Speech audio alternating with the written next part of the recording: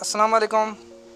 Class 10th physics के बारे में हम बात करेंगे। क्लास 10th की जो फ़िज़िक्स है, journal waves and properties, chapter number first. सबसे पहले हम पढ़ेंगे वेव्स के बारे में, waves and nature of waves, कि वेव कैसे बनती हैं और उसकी नेचर क्या होती है। तो यहाँ पे एक डेफिनेशन लिखी हुई है, a method transport energy from one point to another point without transfer of matter, यानी एक जगह से दूसरी जगह तक एनर्जी ट्रांसफ़र करना, उसे हम वेव कह सकते हैं। फॉर्मेशन ऑफ वेव्स, तो वेव कैसे बनती है? Disturbance of mediums cause of waves, यानी किसी भी ऑब्जेक्ट में जब तक हम उसे डिस्टर्ब नहीं करेंगे तब तक वेव प्रोड्यूस नहीं होंगी। तो जब तक डिस्टर्बेंस पैदा नहीं होगी, जैसे यहाँ पे एक एग्जांपल मिला हुआ है, ये एक पानी है, ठीक है, सिंपल सा पानी है। तो एक ग्लास में लो, उसके अंदर एक छोटा सा पत्थर लो, डिप करो। जब उसमें थोड़ी सी डिस्टर्बेंस पैदा करोगे तो उसमें क्या होगा? वेव पैदा होंगे। यहाँ पे जैसे बना है ना, एक छोटा सा पत्थर फेंको तो वेव प्रोड्यूस होंगी। दूसरा ये एक एग्जांपल मिला हुआ है, एक रोप है, ठीक है, एक रस्सी को अप एंड डाउन मूव, इसके पार्टिकल्स मूव कर एक जगह से दूसरी जगह तक नहीं जा रहे, लेकिन एनर्जी ट्रांसफर हो रही है। यानी जहाँ से हम उसको वाइब्रेट कर रहे हैं, अप एंड डाउन यानी ऑसिलेट कर रहे हैं, सिर्फ वहाँ से ऑसिलेशन हो रही है, वहाँ से पार्टिकल्स मूव नहीं कर रहे, एक जगह से दूसरी जगह तक एनर्जी ट्रांसफ़र हो रही है। ठीक है, हमने वेव पढ़ लिया कि वेव कैसे बनती है। किसी भी ऑब्जेक्ट में जब तक हम उसे डिस्टर्ब नहीं करेंगे तब तक वेव प्रोड्यूस नहीं होंगी। उसके बाद हमारे पास आता है टाइप्स ऑफ वेव, कि वेव की कितनी टाइप्स हैं। तो वेव मोशन के टाइप हैं वो है दो। कौन कौन से? एक है ट्रांसफर वेव। सबसे पहले मिला हुआ है हमारे पास ट्रांसफर वेव्स।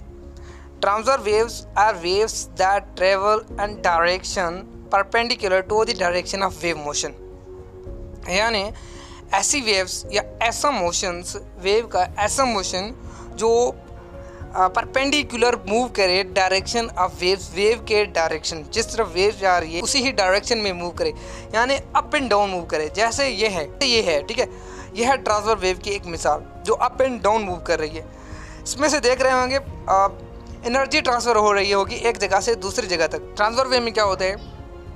तीन चीज़ें होती है फिर ट्रांसफर वेव में, एम्पलीट्यूड, करस्ट और ट्रफ।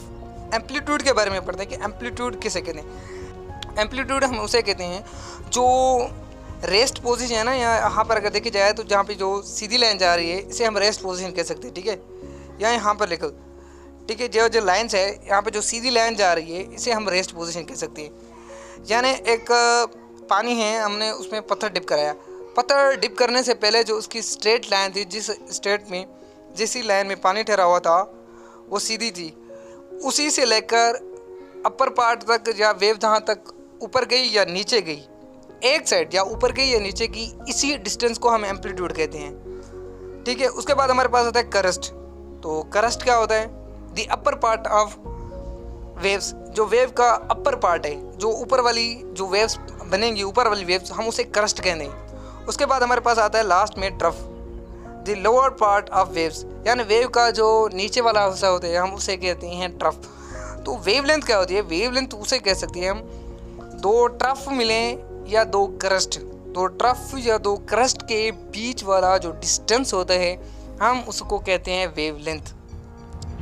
ये एक मिसाल दी हुई है ट्रांसफर वेव की।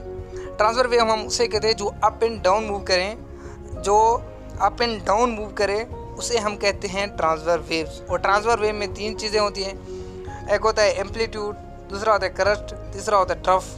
ठीक है, कहते हैं longitudinal waves are travel in parallel direction, जो पैरेलल डायरेक्शन में मूव करें उसे हम कहते हैं लॉन्गिट्यूडिनल वेव्स।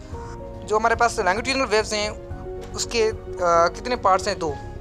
कौन कौन से? एक हमारे पास कंप्रीजन, दूसरा है रेयर फ्रिक्शन।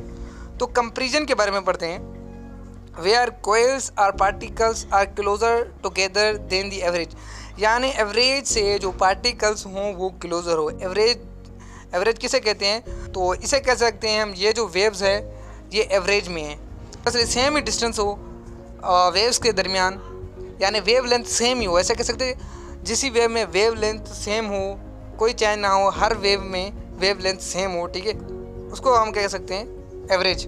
उसके बाद हमारे पास आता है, हमने यहाँ पर क्या पढ़ा? कंपैरिजन। कंपैरिजन उसे कहते हैं जो एवरेज से ज़्यादा क्लोजर हों। एवरेज का पता चल गया। अब आती है कंपेरिजन यानी क्लोजर होगी, यानी एवरेज उसकी थी हर सेकंड में एक वेव बनने की, लेकिन अचानक से उसमें चेंज आया, यानी एक सेकंड में 3-3 4-4 वेव्स प्रोड्यूस होना लगी।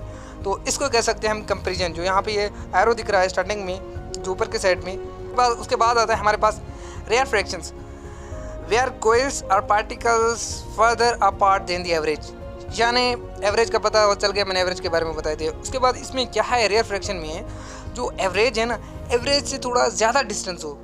यानी एवरेज में क्या था कि एवरेज में यह था कि जो डिस्टेंस था वो मीन्स के हर सेकंड में एक वेव प्रोड्यूस हो रही थी, तो जो वेव्स है ना वो थोड़ा ज़्यादा डिस्टेंस पर बनती है, इसे कहते हैं रेयर फ्रैक्शंस। तो उसके बाद ये एग्जांपल्स है ट्रांसफर वेव और लॉन्गिट्यूडनल वेव्स के। तो ट्रांसफर वेव में हमने क्या पढ़ा, ट्रांसफर वेव उसी वेव को कहते हैं जो परपेंडिकुलर मूव करे to the direction of wave, यानी जिस वेव का डायरेक्शन हो उसी में ही मूव करे, लेकिन परपेंडिकुलर किसे, जो अप एंड डाउन मूव करे उसे हम कहते हैं परपेंडिकुलर मोशंस। ठीक है, तो ट्रांसफर वेव में क्या था, एम्पलीट्यूड था, क्रस्ट था, ट्रफ था। एम्पलीट्यूड किसे कहते हैं, एम्पलीट्यूड हम उसे कहते हैं जो मीन पोजीशन से लेकर क्रस्ट तक या ट्रफ का जो डिस्टेंस होता है हम उसको एम्पलीट्यूड कहते हैं। तो क्रस्ट किसे कहते हैं, जो नॉर्मल पॉइंट से लेकर अपर पार्ट ऑफ वेव्स का होता है उसे हम क्रस्ट कहते हैं, और ट्रफ उसे कहते हैं जो नॉर्मल पॉइंट से नीचे वाला जो डिस्टेंस होता है उसे हम कहते हैं ट्रफ। ठीक है, उसके बाद लॉन्गिट्यूडनल वेव्स। तो लॉन्गिट्यूडनल वेव्स कौन सी थी, जो पैरेलल मूव करे। पैरेलल कैसे, बैकवर्ड फॉरवर्ड मूव करे, यानी बैकवर्ड फॉरवर्ड, जो ये यहाँ पे दिखा हुआ है ना, एग्जांपल लिखा हुआ है लॉन्गिट्यूडनल वेव्स का, बैकवर्ड फॉरवर्ड मूव कर रही है। ठीक है, तो इसमें लॉन्गिट्यूडनल वेव्स में क्या था, लॉन्गिट्यूडनल वेव्स में कंपेरिजन और एयर फ्रिक्शन थी।